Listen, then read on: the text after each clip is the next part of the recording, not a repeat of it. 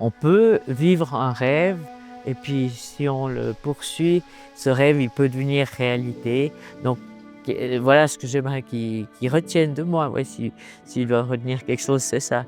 On peut tous poursuivre un rêve et puis qu'il peut devenir réalité. Mais qu'il faut s'accrocher des fois. C'est pas toujours, on t'offre pas sur un plateau, hein.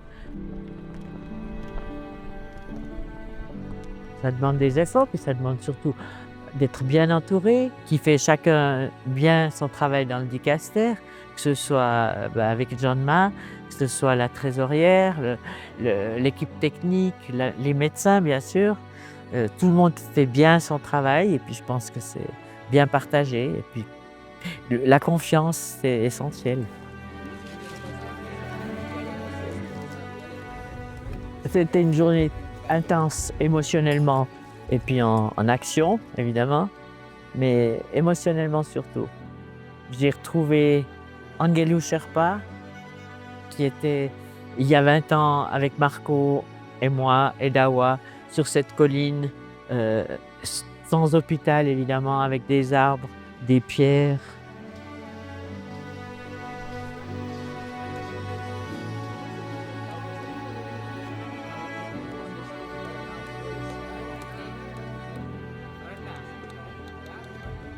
Tout a commencé à cause d'Angelou, qui travaillait en Suisse avec mon mari dans la cuisine de l'auberge dont j'étais propriétaire.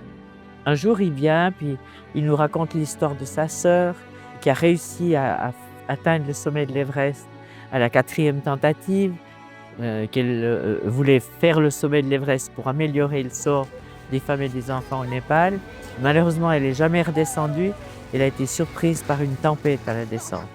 Moi, je venais de recevoir mon capital invalidité. J'ai dit, OK, je mets 100 000, on va voir qu'est-ce qu'on peut faire pour exaucer le vœu de ta sœur. On est parti un mois après, Angelou, Marco et moi, au Népal. On est venu là parce que c'était la vallée de Pasang Lamou. Et puis on a demandé aux gens de quoi ils avaient besoin. Et puis ils nous ont dit d'un hôpital. Et voilà, ça a commencé comme ça. On est revenu en Suisse. On a créé une fondation officiellement. On a cherché des gens. Donc on a demandé à Paul Grossrieder, ancien directeur général du CICR, Félicien Morel, qui était grand argentier du canton de Fribourg et alpiniste, s'il voulait être le trésorier. Et puis Monica Brodmann, si elle voulait s'occuper de la partie médicale. Et voilà, et l'aventure a commencé comme ça.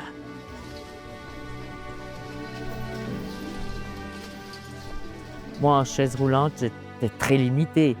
Tu peux donner un élan, tu peux suivre, mais faire physiquement, c'est très difficile, tu vois. Alors Marco était mes jambes au début, et puis il s'en est donné en plein. Et puis le projet lui tient à cœur.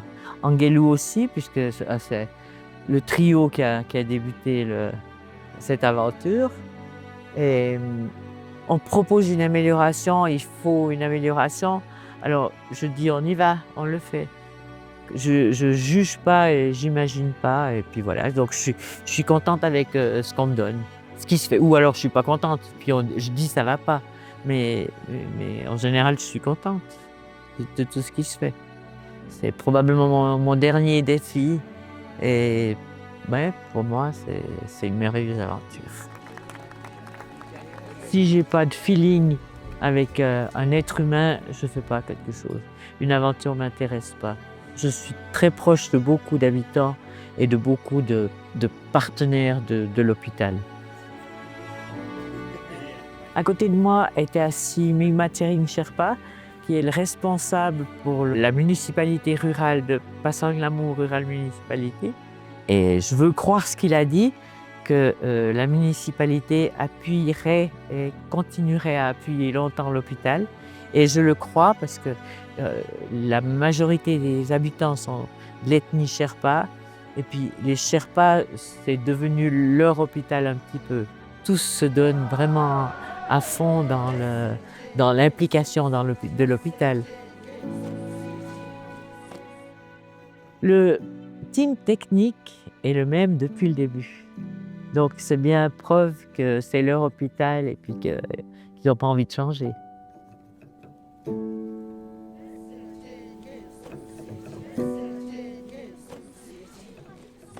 Les relations de l'hôpital avec le gouvernement se sont améliorées. C'est devenu un hôpital reconnu.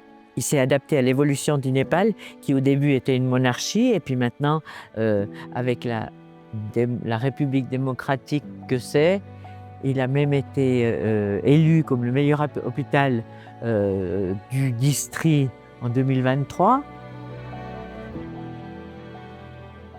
J'ai rencontré aussi Dawa Fouti, l'orpheline de Pasang Lamour, avec qui je suis en contact régulièrement. Pour moi, c'est une fille qui compte énormément parce qu'elle veut poursuivre le but de sa maman, comme moi. Donc on a les mêmes objectifs. Et pour moi, c'est très important de me sentir bien avec ces gens. Je suis fier de la durée parce que c'est difficile de faire durer et de trouver le financement pendant 20 ans.